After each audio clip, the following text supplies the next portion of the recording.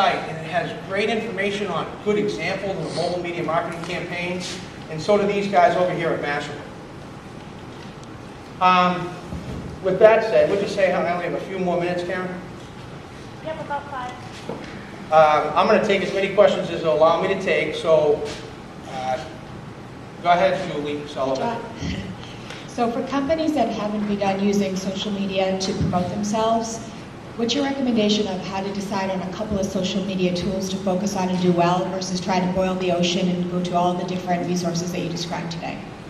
I think I mentioned it earlier, and I said it in my last presentation. Based on my understanding of the target demographic in this room, based on trying to transform their businesses possibly into offering marketing services, which I think most of you may be, I think getting your hands around LinkedIn is probably the most important first one that you could take a stab at.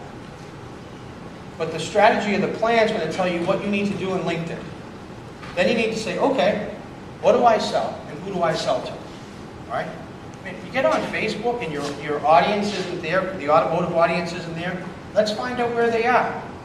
So, how about, let me go back to the last presentation. I showed everybody how on Twitter I could find every direct marketer that's on Twitter today. Aren't they a great target audience for somebody that wants to sell marketing services? Directors, CMOs, they're there. I can find them. If they're my target demographic, my plan might be to start up on Twitter first before Facebook.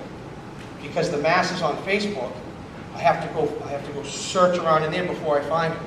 So it depends. I think a great question, but it's just my knowledge of where you are today. What I would do first is get my hands around on how to utilize LinkedIn, and then move into whatever social media platform. Next.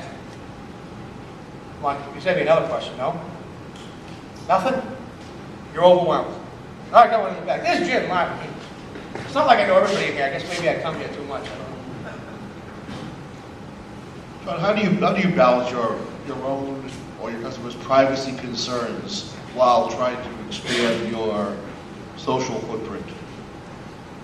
So you're talking about doing the social about media? telling people where you are on all these different places. How do you mitigate any concerns that you might have associated with your own safety or privacy while still looking to expand your network, etc.? I think it's a great question, and I'm going to go back to the same thing. What's your policy plan as a company of what you want to share on information, of where you want to be? And so let's say I'm your agency, which kind of in a way we do at our company, Grow Socially.